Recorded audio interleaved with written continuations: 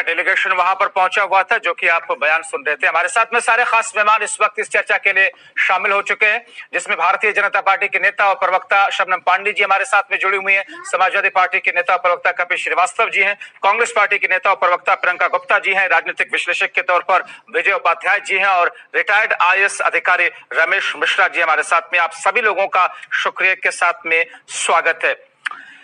शुरुआत में आपसे ही श्रीवास्तव जी, मैं आपसे सीधा सवाल करना चाहता हूं। आप ये कहते हैं कि विपक्षी दलों का वहां पहुंचना, पहुंच करके संवेदना व्यक्त करना, इंसाफ की लड़ाई में शामिल करना होना बेहद जरूरी है। क्या ये ज्यादा बेहतर नहीं होता आपकी पार्टी के 10 नेताओं के अलावा खुद अखिलेश यादव वहां पर पहुंचते, अपने 2-3 लोगों के साथ में संवेदना प्रकट करते उस परिवार से और वहां पर सीधे सीधे रूबरू होते, हालात से जानते? अब ये 10 लोगों का डेलीगेशन जाकर के रिपोर्ट तैयार करेगा, वो रिपोर्ट अखिलेश यादव जी को देगा और इसके बाद में उस पर कोई बात कहेंगे। कोई जांच एजेंसी है क्या अखिलेश यादव? कपिल श्रीवास्तव। जवाहर भाई, जी बिल्कुल। जवाहर भाई, पार्टी हमारी एक अनुशासन में काम करती है। हमारे राष्ट्रीय अध्यक्ष जी ने जो डेलीगेशन भेजा था वो माननीय नरेशोत्तम पटेल जी के नेतृत्व में गया था। उसमें 3 पूर्व सांसद शामिल थे और वो कोई मैं उस डेलीगेशन को हल्के में नहीं आंक रहा हूं। मैं ये नहीं कह रहा हूं कि डेलीगेशन भेजना गलत है।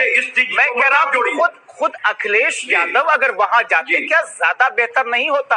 संवेदना अगर प्रकट करनी थी, आपके परिवार का मुखिया अगर जाकर के वहां संवेदना प्रकट करता, वो ज्यादा बेहतर नहीं होता?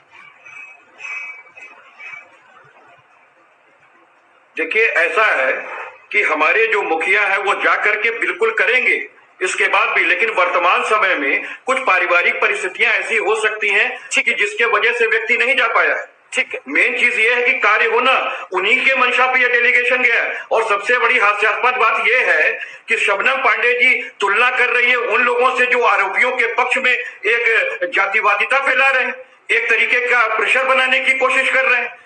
उस दलित बालिका के साथ जिसके साथ बलात्कार जैसी जघन्य अपराध हुआ, जिसमें कि अपराधी की तरीके से पुलिस खुद काम की और उसने शव को छत-विच्छत कर दिया, क्योंकि मैं इसे दाह संस्कार नहीं मानता। हिंदुओं की रीति में जो 16 संस्कार होते हैं उसमें दाह संस्कार एक बड़ा संस्कार होता है जिससे मोक्ष की प्राप्ति होती है। आपने तो 2 बजे रात में उसको जो है जला करके लड़की को प्रेत योनि आपने प्रदान कर दी। ये हिंदू मैथोलॉजी कहती है, शर्म आनी चाहिए। और रह गई बात इस चीज की, हमारे पूर्व IAS कह रहे हैं कि डीएम का कसूर नहीं है, पुलिस वालों ने ये सूचना दी थी। डीएम मुखिया होता है जिले का और पुलिस उसके अंतर्गत काम करती है। ये फैसला लेना डीएम का काम था। डीएम जब वो सेलेक्ट भी होते हैं तो उनसे जो इंटरव्यू होता है व्यक्तित्व परीक्षण के साथ उन पे दबाव तक की चीजों का आकलन किया जाता है कि कौन व्यक्ति किस दबाव में किस तरीके से काम करेगा, तो उनके चीजों को छुपाया नहीं जा सकता है। डीएम की खुद की बहुत बड़ी गलती थी और डीएम ने ये जानबूझ करके किया।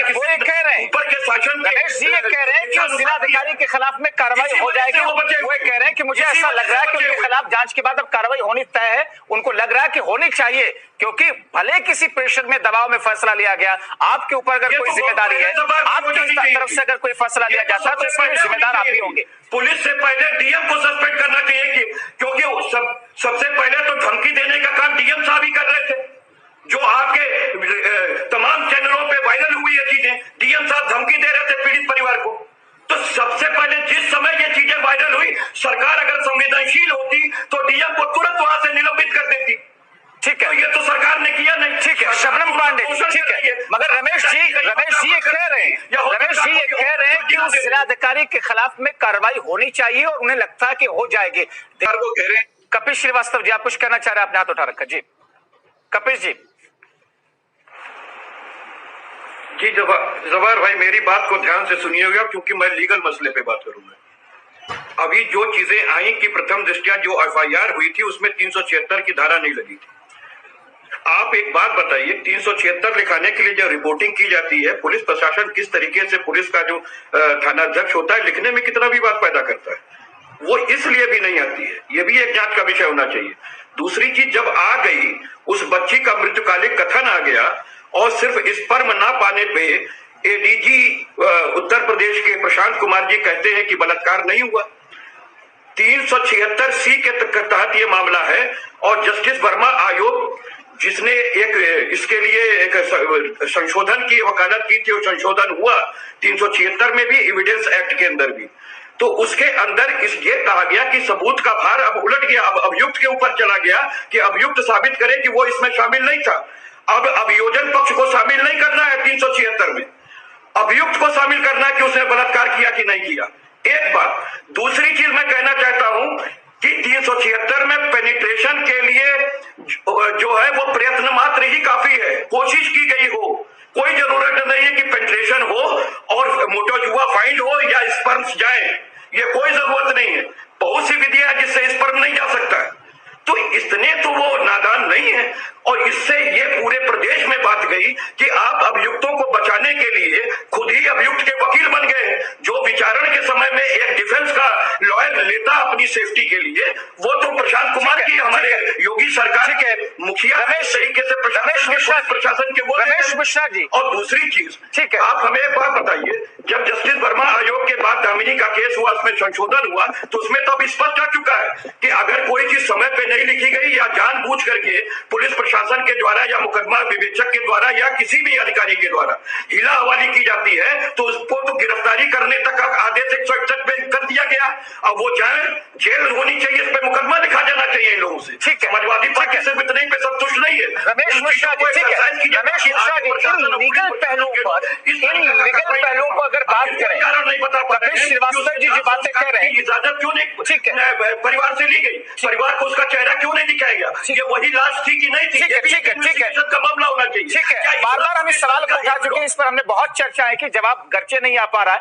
रमेश मिश्रा जी, ये जो सिलेक्टिव होकर के, चाहे विपक्षी दल हो या फिर सत्ता पक्ष हो, कि साहब रिपोर्ट ये कहती है कि बलात्कार नहीं हुआ, सारी चीजें खारिज हो जाए, क्या स्पर्म का ना मिलना बलात्कार ना होने की पुष्टि करता है? क्या उनसे जुड़े हुए लोग उस रिपोर्ट का हवाला दे करके इस पूरे प्रकरण में अपनी बात को इस अंदाज में रखेंगे जिससे कि डाइंग डिक्लेरेशन ही खारिज हो जाए, जिससे कि जो कोर्ट की रूलिंग्स हैं, जस्टिस वर्मा के अमेंडमेंट की जो बात कर रहे हैं, वो सारी की सारी चीजें खारिज हो जाए? क्या स्पर्म का ना मिलना बलात्कार ना होने की पुष्टि करता है? क्या उन फोरेंसिक से लेकर के मेडिकल रिपोर्ट के दोबारा से अध्ययन और जांच नहीं होनी चाहिए?